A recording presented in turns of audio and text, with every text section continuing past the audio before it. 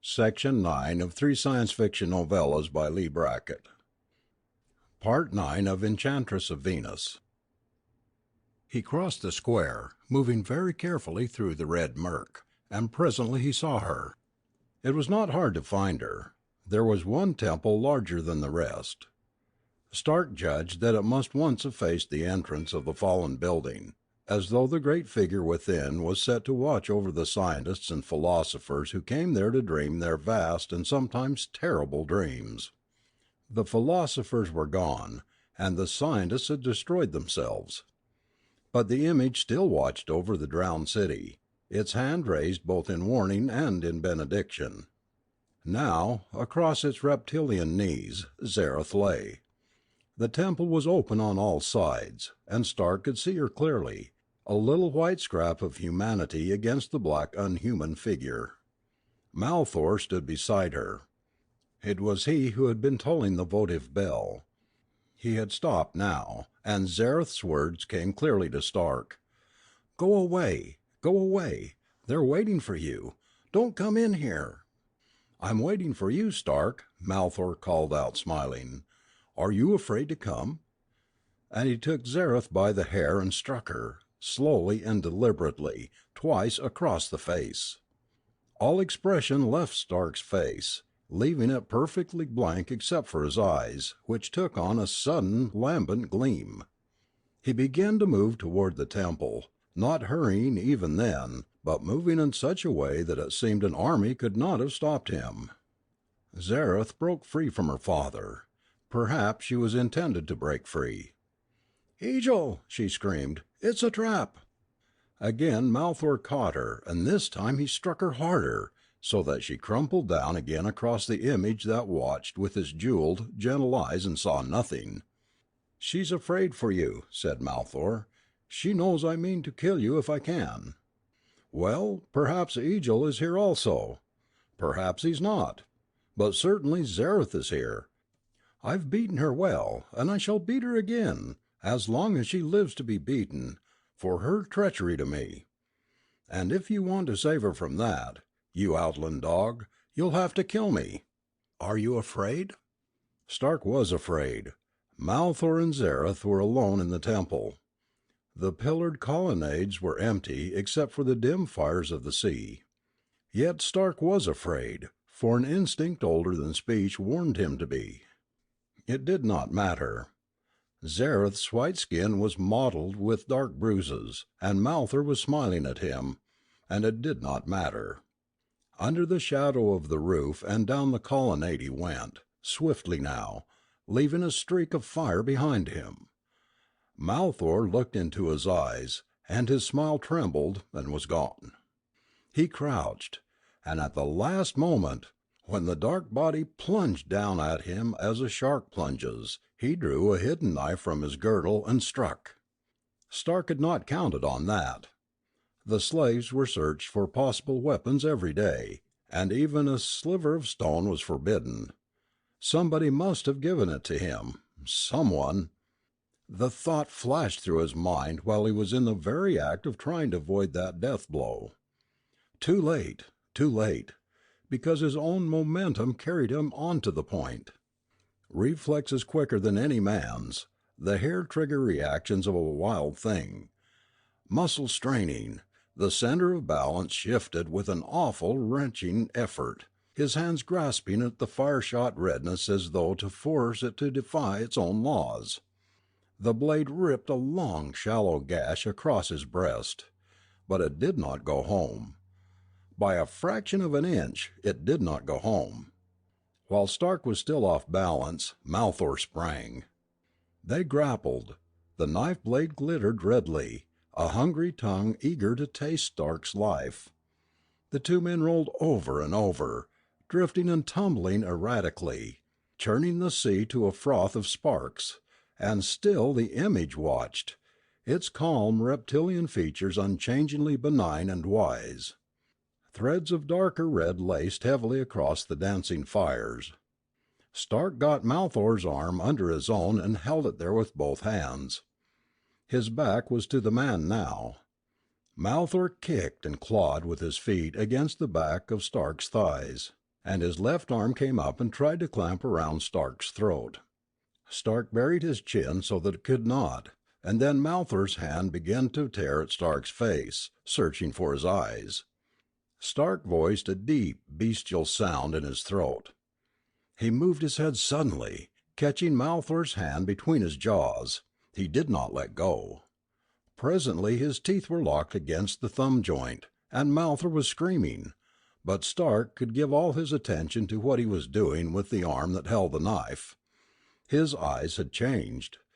They were all beast now, the eyes of a killer blazing cold and beautiful in his dark face. There was a dull crack, and the arm ceased to strain or fight. It bent back upon itself, and the knife fell, drifting quietly down. Malthor was beyond screaming now.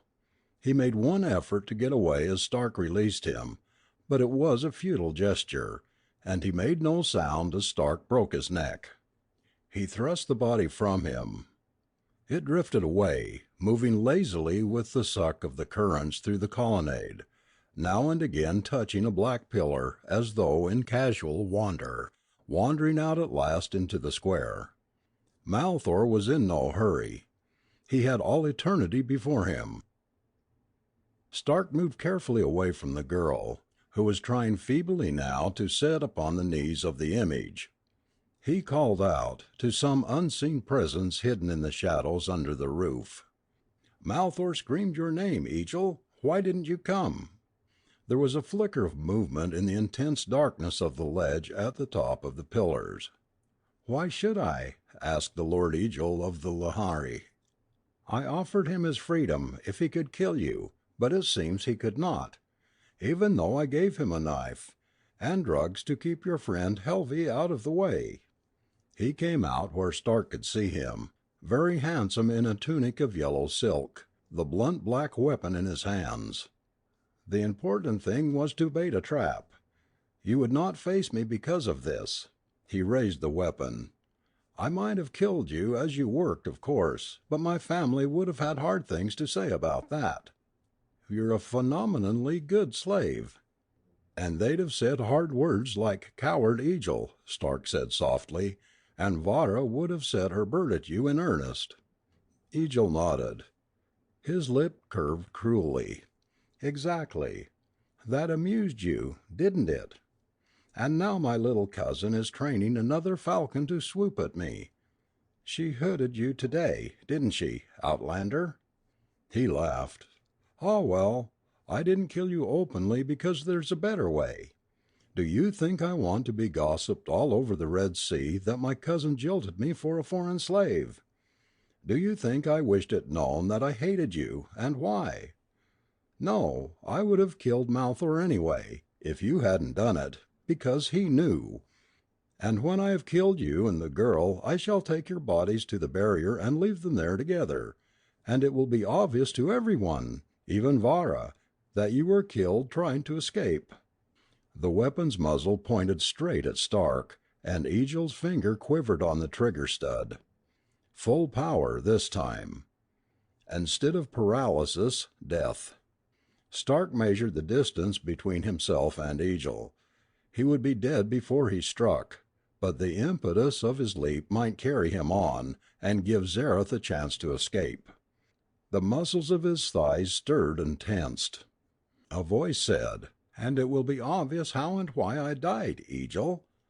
For if you kill them, you must kill me too." Where Trian had come from, or when, Stark did not know. But he was there by the image, and his voice was full of strong music, and his eyes shone with a fey light. Eagle had started, and now he swore in fury. "You idiot! You twisted freak! How did you come here?" "How does the wind come, and the rain? I am not as other men." He laughed, a sombre sound with no mirth in it. "I am here, Eagle, and that's all that matters. And you will not slay this stranger who is more beast than man, and more man than any of us. The gods have a use for him." He had moved as he spoke. Until now he stood between Stark and Eagle. "Get out of the way," said Eagle. Trian shook his head. "Very well," said Eagle. If you wish to die, you may." The fey gleam brightened in Treon's eyes. "This is a day of death," he said softly, "but not of his or mine." Egil said a short, ugly word, and raised the weapon up. Things happened very quickly after that. Stark sprang, arching up and over Treon's head, cleaving the red gases like a burning arrow. Egil started back, and shifted his aim upward, and his finger snapped down on the trigger stud. Something white came between Stark and Egil, and took the force of the bolt. Something white. A girl's body, crowned with streaming hair, and a collar of metal glowing bright around the slender neck. Zareth.